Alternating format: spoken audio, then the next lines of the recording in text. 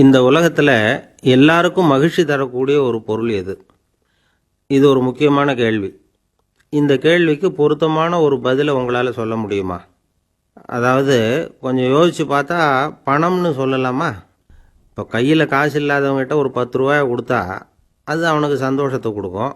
ஏற்கனவே வருமான வரி பிரச்சனையில் சிக்கி இருக்கிறவர்கிட்ட இன்னும் கொஞ்சம் பணம் இந்தாங்கன்னு சொல்லி கொடுத்தோம்னா அது அவருக்கு சங்கடத்தை தான் கொடுக்கும். அதனால் அந்த கேள்விக்கு பணங்கிறது பொருத்தமான பதிலாக இருக்க முடியாது. கேள்வி என்னன்னா, இந்த உலகத்தில் எல்லாருக்கும் மகிழ்ச்சி தரக்கூடிய ஒரு பொருள் எது?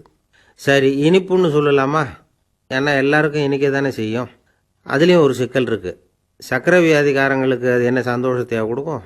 ஆக எல்லாருக்கும் வேறுபாடு எதுவும் இல்லாமல் மகிழ்ச்சியை கொடுக்கக்கூடியது வேற ஏதோ ஒன்று இருக்குது. அது என்னன்னு கண்டுபிடிக்கணும். அதுதான் இன்றைக்கி தகவல். இப்போ அதை கண்டுபிடிக்கணும்னா இந்த கதையை கேட்கணும். அது என்ன கதைன்னா, ஒரு ஊரில் ஒரு ராஜா இருந்தார். அவருக்கும் இதே சந்தேகம் வந்துட்டுது. அதாவது எல்லாருக்கும் இன்பம் தரக்கூடிய பொருள் எது அப்படின்னு.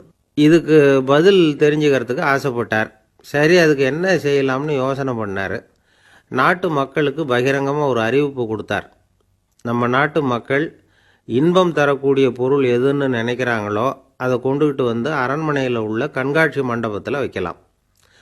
அப்படி அவங்க வைக்கிற பொருள்களில் எது எல்லாருக்கும் இன்பம் தரக்கூடியதாக இருக்குமோ அதை வச்சவருக்கு 1000 பொற்காசுகள் பரிசு அப்படின்னு அறிவிப்பு கொடுத்துட்டார். ஜனங்கள் இந்த அறிவிப்பை கேட்டாங்க. அதுக்கப்புறம் சும்மா இருப்பாங்களா? 1000 பொற்காசுன்னா சும்மாவா? அவங்க கையில் என்னென்ன கிடைச்சதோ அதையெல்லாம் கொண்டாந்து அரண்மனை காட்சி மண்டபத்தில் வச்சுட்டாங்க. அதுக்கப்புறமா ராஜா அங்கே வந்தார். ஒவ்வொன்றா பார்த்துக்கிட்டே வந்தார். முதல்ல ஒரு குயில் இருந்தது, இனிமையாக பாடக்கூடிய குயில். இந்த குயிலோட இன்னிசை எல்லாருக்கும் இன்பம் தரக்கூடியது தான். இருந்தாலும் காது கேட்காதவங்களுக்கு இந்த இசை எப்படி இன்பம் தர முடியும்?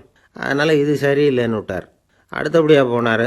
அங்கே என்ன வச்சுருக்குறாங்கன்னு பார்த்தா ஒரு அழகான மயில் அங்கே தோகை விரித்து ஆடிக்கிட்டு இருக்குது. இந்த மயிலோட ஆட்டம் மனசுக்கு இன்பம் தரக்கூடியது தான். இருந்தாலும் பார்வை இல்லாதவங்க இந்த ஆட்டத்தை பார்த்து ரசிக்க முடியுமா? முடியாது. அதனால் இதுவும் சரியில்லை அப்படின்னு சொல்லிவிட்டார். அதுக்கு அடுத்தபடியாக போனார். பல வகையான இனிப்பு பண்டங்களை வச்சுருந்தாங்க. பார்த்தார், வயசானவங்களுக்கும் நோயாளிகளுக்கும் இது இன்பம் தராது, துன்பம் தான் கொடுக்கும் அப்படின்னார். இப்படி ஒவ்வொன்றா பார்த்துக்கிட்டே போகிறார். அழகான மலர்கள், கனிகள், ஓவியங்கள் எதுவுமே பொருத்தமாக தெரியல. சகல பேருக்கும் இன்பம் தரக்கூடிய வகையில் எதுவும் இல்லை. கடைசியாக வந்தார். அங்கே ஒரு களிமண் பொம்மை இருந்தது. அது என்ன பொம்மை தெரியுமா? பசியால் வாடி இருக்கிற ஒருத்தருக்கு ஒரு அம்மா இனிமையாக பேசிக்கிட்டு சோறு போடுறது மாதிரி அந்த பொம்மையை செஞ்சுருந்தாங்க. அதுக்கு கீழே அன்பு அப்படின்னு எழுதியிருந்ததுதான். ராஜா பளிச்சுன்னு ஒரு முடிவுக்கு வந்தார். அந்த பொம்மையை செஞ்ச சிற்பியை வரவழைச்சார், பரிசு கொடுத்தார். அன்பு ஒன்று தான் எல்லாருக்கும் இன்பம் அளிக்கக்கூடிய பொருள். காது கேட்காதவங்களும் அதை கேட்க முடியும், பார்வை இல்லாதவங்களும் அதை பார்க்க முடியும், குழந்தைகளும் அதை உணர முடியும் அப்படின்னு அதுக்கு விளக்கம் கொடுத்தார் அந்த மன்னர். இந்த உலகத்தில் எல்லாருக்கும் மகிழ்ச்சி தரக்கூடிய ஒரு பொருள் அன்பு தான். அதை புரிஞ்சுக்கிட்டு தான் சில கணவன்மார்கள் மனைவி பேரில் ரொம்ப அன்பை காட்டிக்கிறது வழக்கம். ஒரு வீட்டு வாசப்படி பக்கமாக மழைக்கு ஒதுங்கினார் ஒருத்தர். மழை தூரிக்கிட்டு இருந்தது, இருட்டு நேரம். அந்த வீட்டில் இருந்தவர், இன்றைக்கி ராத்திரி வேணும்னா இங்கேயே தங்கிட்டு காலையில் போங்க அப்படின்னார்.